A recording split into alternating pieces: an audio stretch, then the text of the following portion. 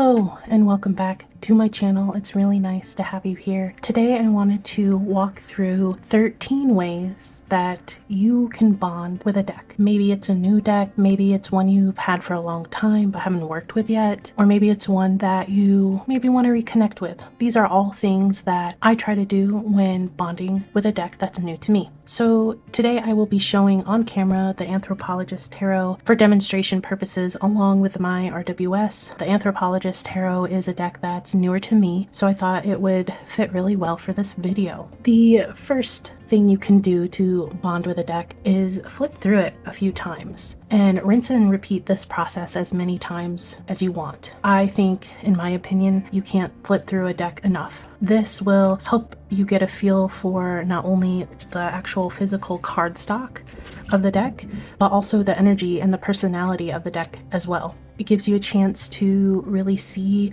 and interact with the artwork and the art style and maybe some of the choices that the artists may have made. After I have flipped through the deck in order a few times, I like to flip through the deck in 3 other ways. One is to group the minors by number and walk through all 4 of the suits laid out. So for example, we have 2 of Swords, 3 of Swords, 4 of Swords, and the 2 of Wands, 3 of Wands, and 4 of Wands, and just taking a look at them visually together as a group. How do the 3s relate to one another? How do they differ? And so on and so forth. Is there a color for the wands? Is there a specific color they use for the swords? And just taking note of how they look like in order numerically, especially the minors, and how each of the suits may tell their story and how they relate to the other suits. The second is to shuffle the deck, mix it up really well, get the deck all out of order, and flip through it all mixed up, just to see what it looks like shuffled. Because this is how you are truly going to be using it. It's not going to be a deck that's in order. And so this preps you for when you lay out a spread.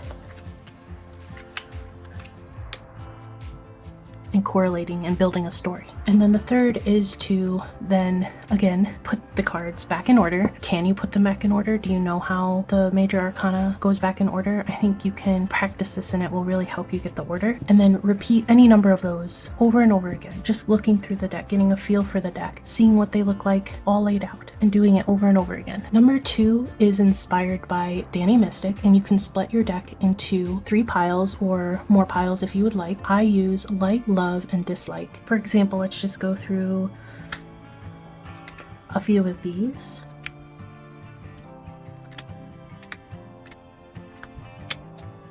Okay, so this is my like pile, this is my love pile, and this is my dislike pile. Then what you want to do after you have done that with all 78 cards is I usually set aside or turn over my like pile because they have elements in it that I really like, but they didn't quite make it to the love or the dislike pile. I then look through my love pile and I select 1 card for each of those, my most loved and my most disliked. So for the sake of this video, let's choose the Emperor as my most loved, and maybe we'll do 6 of Pentacles for my most disliked. And then you spend time exploring, why is this one your most loved? For me, it's the combination of this metal or carved figure, which is very set in stone, very rigorous, very strong, and behind it though are roses. And we often don't think of the King of Pentacles maybe as being soft as a rose. However, the King of Pentacles, he got there in that spot for a reason. He is there. He had to learn and he had to grow this beautiful garden to be able to understand all the hardships and all the work and all the labor that goes into having a garden. And then we have the 6 of Pentacles, and I really like the other cards that feature these hands here that have some fingers broken off. I think it's like the clash here. What's interesting is both of them are missing the middle finger, so that could be something to pick up on. But the goal is to familiarize yourself with, why is you dislike this card? Is there something you need to explore in that way? And what is it you love about this card? What makes your eyes fixate over it with pleasure and happiness? Again, that is Danny Mystic's method. She introduced it, and I do like to borrow that method. The third way to bond with a deck is to shuffle it. This helps you to get a feel for the physicalness of your deck. And while I have learned and developed my own method of shuffling a deck, I also leave room for the deck that I'm getting to know to let me know how it likes to be handled. How I do that is I just shuffle it in all the ways possible. I'll riffle it this way and I'll see how it does. I'll riffle it from the side and I'll see how that feels. I'll overhand it lengthways or whichever, this way, and then from the top. I will spread it out, see how it spreads like that. Just getting a sense for how the deck feels in my hands and also how it moves against the other cards. Is it maneuverable? Is it easy to slide? Is it too slippery so that going top overhand is not ideal because it gets slippy? So maybe I want more control with this when I overhand, and I'll do it this way. And I'll do it slower versus pretty fast because you could end up with cards flying out all over the place. So just get a sense for how each deck maybe prefers to be handled. I know we often want to put our own method of shuffling onto a deck, but sometimes we need to listen to how the deck prefers to be shuffled. Number 4 is to compare it with a classic deck, and for that I usually pull out my RWS Centennial and do a side-by-side, card by card flip through of the decks. And what I like to do is take note of what is similar and what is different and any other things that may stand out or that I may find. And I think this is one of the best exercises that you can do with a new deck because it puts it into context with a reference deck. I defined a reference deck as the classic RWS, a historical or reproduction Marseille, and the Thoth. You can even do a side-by-side of your deck with each of the tarot systems if you want. I think that would be cool to explore. I don't know, it'd be nice to see how it blends and differs and stacks up against a Marseille or a Thoth or the RWS.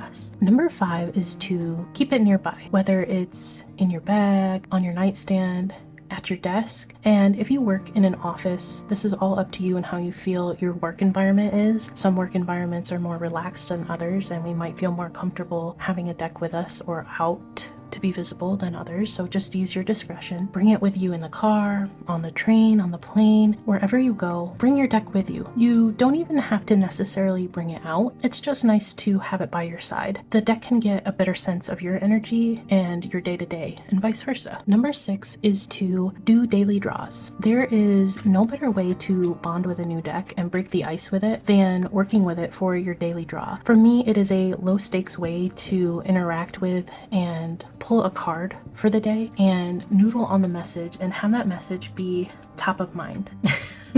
This is a very cheeky deck.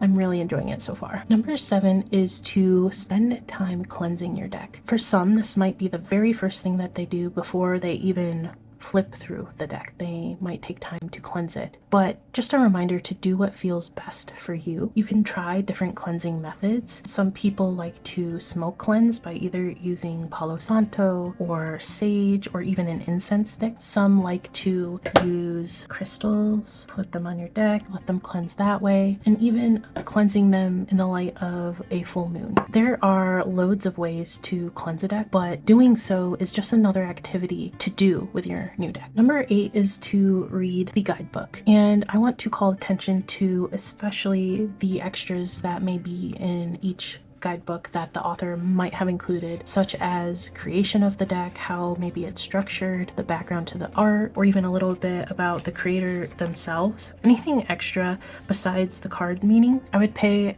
special attention to because the artist decided to include that for a reason. And I think it makes each and every deck stand out a little bit from the rest.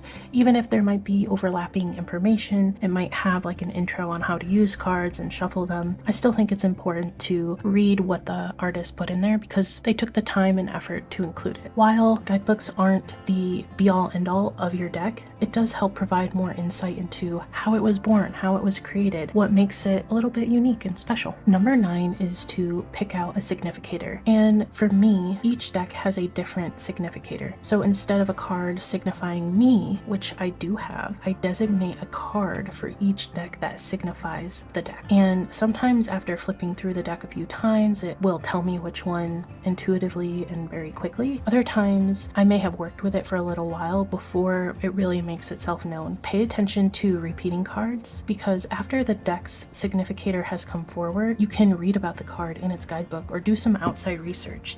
And if you're curious, the significator card for the Anthropologist deck for me is this Ace of Pentacles. I have been using this deck quite often and it has come up a number of times, and I feel like it is just what this deck is all about. It captures its personality, pizzazz, color, energy. I think it goes without even saying that this is the deck's significator card. Number 10 is to think about the storage or how you want to store your deck. You can get a really nice fancy bag, and there are tons and tons of options out there nowadays, which makes it almost even harder sometimes to pick one.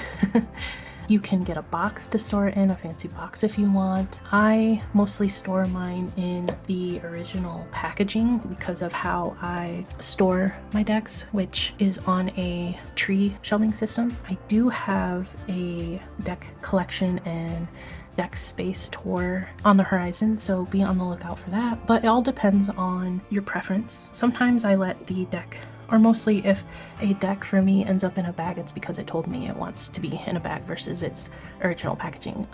As you can see, I'm very conversational with my decks. Some people will define that as personifying them. I don't think I necessarily personify my decks. It's a relationship that you have between you and the cards, whether or not you believe that. Your energy is connecting with the deck's energy and the energies that the deck is pulling in or that you are inviting in to help you do a reading.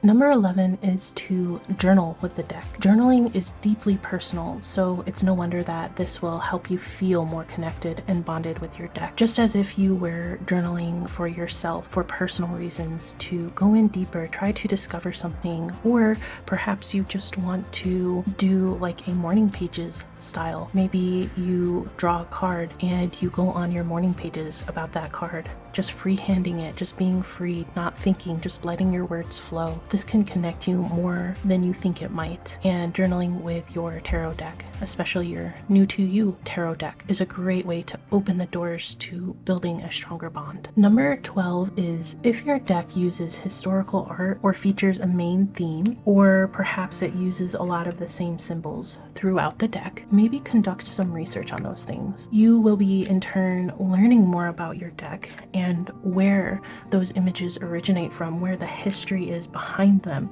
I mean, for example, who is this figure? Who is she historically in our connected world? Maybe there's a reason the artist chose to feature her as the Queen of Wands that I inherently don't know about unless I find out who this is and do some research. Spending some time with your deck doing these kinds of things, it can only bring you closer to understanding the deck a little bit more. And finally, lucky number 13 is to conduct a deck interview spread or do a deck interview with your new deck. I like to do a 6-card version of this spread. It's short enough but long enough for me. I haven't done a deck interview spread with the Anthropologist Tarot just yet, but I can show you one that I did with the Nosotras Tarot. I always ask the question, 1, what card is you / describes you, represents your character and personality? And for this question, I'm talking directly to the deck. Number 2 is, what card do you feel represents me? I want to know how the deck sees me through their eyes, through its lens. Number 3 is, what work are we meant to do together? Sometimes a deck might come into your collection for a very specific reason, other times not, and this is a great opportunity to ask that. Number 4 is, what am I ready to embrace